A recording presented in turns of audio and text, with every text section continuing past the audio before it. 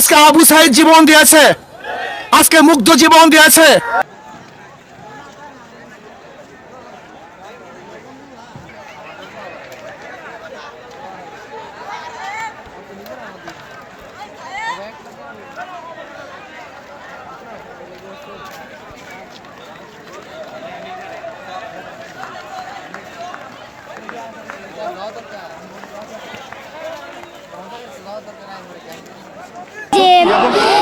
হাসিনা যেন এই প্রধানমন্ত্রীর চেয়ার থেকে সরে যায় এবং মিজানুর রহমান আজাদ যেন বসে যায়। না, আমার ভয় নাই, আমার মৃত্যুর কোনো ভয় নেই। সেই সকাল থেকে কলম নেত্রকোনা ময়মনসিংহ থেকে হেঁটে হেঁটে পায়ে হেঁটে হেঁটে সকাল থেকে কলম এখনও পর্যন্ত কলম আমি হাঁটতে আসছি। কতক্ষণে ঢাকা যাব জানি না, আল্লাহর রহমতে আল্লাহ ভালো জানে। পায়ে হাঁটতে আসছি অনেকক্ষণ ধরে। দেখতে পারতেছেন যে এখানে কলম সন্ধ্যা হয়ে গেছে। সন্ধ্যা হওয়ার পরে কলম সাধারণ জনগণগুলো কিছু আছে, সাধারণ জনগণ আছে, আর আমি পায়ে হেঁটে হেঁটে বহু দূরে সেই ঢাকার উদ্দেশ্যে যাইতে আছি। যে অবস্থা করলাম খুবই খারাপ। ময়মনসিংহ নেত্রকোনার দিকে রাস্তা অবস্থা খুব খারাপ। টঙ্গী যে সড়ক পথ যে রাস্তা, এই রাস্তা কলম খারাপ, মারামারি অবস্থা। যে অবস্থা মানুষ খুব, সাধারণ মানুষগুলো কলম খুবই আতঙ্কে আছে। সাধারণ মানুষগুলো কলম খুবই অবস্থা খারাপ আর খুবই আতঙ্কে আছে। দেখেন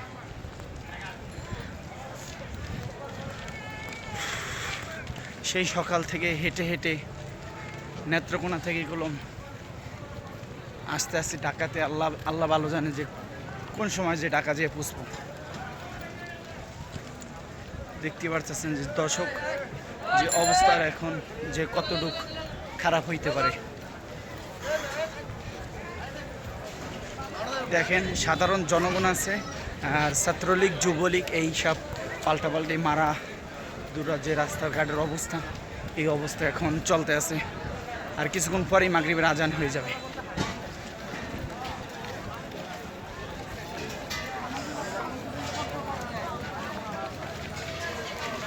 সাধারণ জনগণ বেশি কলম রাস্তাঘাটে।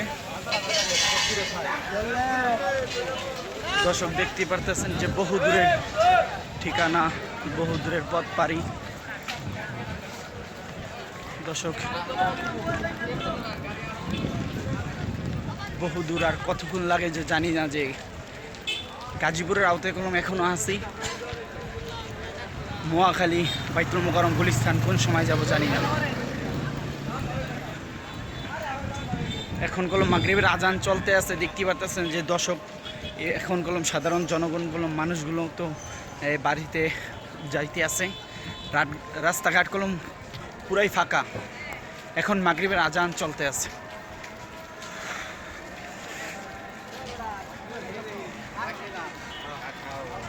আর কত যে পায় হেঁটে শেষ হবে জানি না।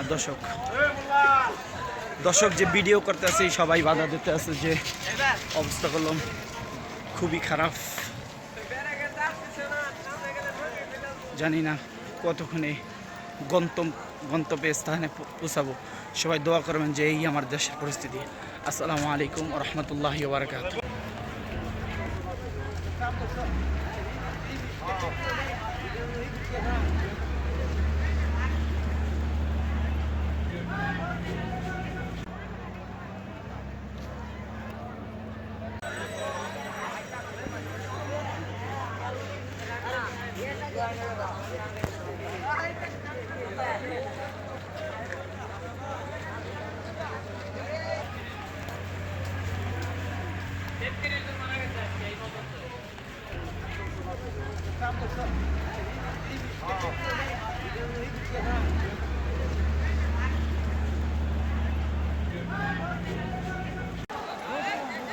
Untuk luka rakyat itu